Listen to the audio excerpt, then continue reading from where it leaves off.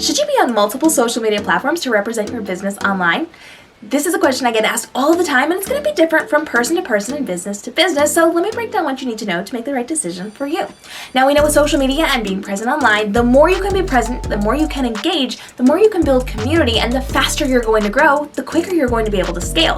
So if you can, 100% be on as many platforms as possible and consistently be putting out quality content and repurposing things and engaging with your audiences there.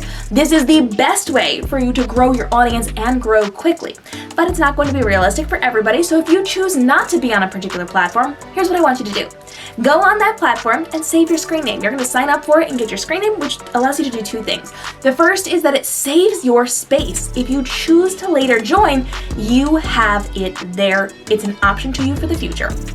The second thing is, because you already have that screen name now, no one else can take it. That means if you have somebody who's pretending to be you and they know you're not on a platform, they can't steal your name and misrepresent you in any way. So this is just a security measure. I want you to grab it from whatever platform you choose not to be on and have it in your back pocket just in case. Now, stepping back a little bit, we do have a couple of things to consider. The first is that you need to be picking places where your audience is going to show up. This might mean it's not your favorite platform. You may really want to be on Instagram, but your audience may not be loving Instagram. They may be loving TikTok, and you're going to have to learn to level up and grow what you're doing and be on TikTok whether or not you like that platform.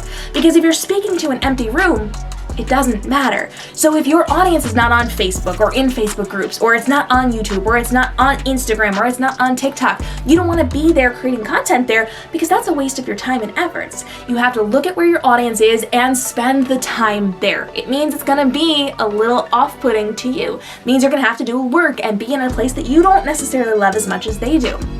It comes down to whether or not you want to make money and you want to build your community. Now, with that in mind, you need to be doing quality, consistent content. That means you need to actively be there and be engaged in the platforms you're going to be on. So start small and build up. You don't have to go all in on these things right away. If you are going to be able to post once a day and consistently post once a day, stick to once a day. Just because you have a spurt of energy and you feel like creating 10 different pieces of content doesn't mean you have to put it out on the same day. Hold it back, save it, do your batch creation, and then put it out from there. Now, if you know that you can do maybe 3 posts per week, start off by doing 3 posts per week, and then you can build up to 4 or to 5 or to all 7.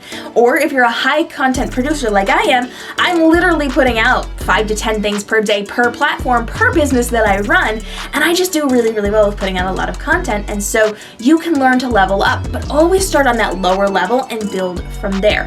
So with this in mind, you need to identify where your fandom is going to be. Where are your potential clients? Where are they hanging out? It may mean that you need to try different platforms, throw everything you can at it, and see where you're getting that engagement and see where you can build things up. Then lean heavily into those platforms. But we also know that we don't necessarily have to reinvent the wheel with this. You can, in fact, be creating content for TikTok and then a few days to a week later, post it on Instagram. You can create your content in cycles so that you're dropping things on Instagram this day and then over on TikTok another day, but the things that you posted on TikTok today will be posted on Instagram a week from now. So you can create one bank of content and just put them on different platforms on different days so you catch different audiences and it looks like you're creating more content than you really are.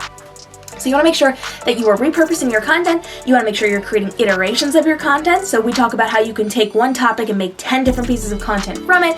Make sure you hit the subscribe and notification bell because videos on that are coming up and have already been on the channel for you to check out as well. And you need to make sure that you're doing what's best for your audience, not necessarily you. We have to understand this is about our clients, the people who are going to be paying us for things, the people who are going to follow us and interact with us. It's not about us and our comfort.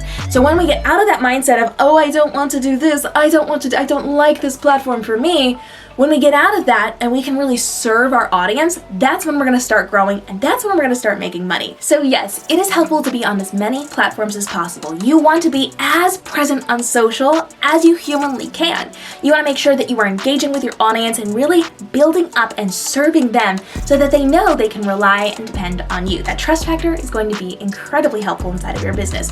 So you want to make sure that you are as present as possible and you have to do what you have to do in order to serve your clients. Start small. small. If you can manage one social platform, do that and then build from there.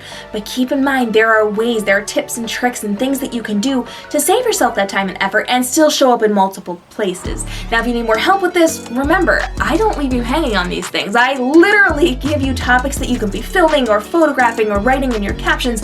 I have live stream action plan for you, and I have IG Reels for Business, which literally gives you fill in the blank scripts that all you have to do is fill in a couple blanks, film it, and pop it up on your social platform, so you don't even have to think about the content that you need in order to develop those relationships and those conversations with your community. So you don't have to do this work and you can get back to running your business. We work smarter, not harder here, and I save you a ton of time with IG Reels for Business and Livestream Action Plan and all of the freebies that I have for you and the channel here. So make sure you hit that subscribe and notification bell. I've linked everything for you down below, and I will see you in the next episode as we continue to help you build up your business. If you got business questions, now is the time. Let me know what you've got and what you need in terms of social media and business, and we're dropping new videos every single day for you to help you level up. I'll see you in the next.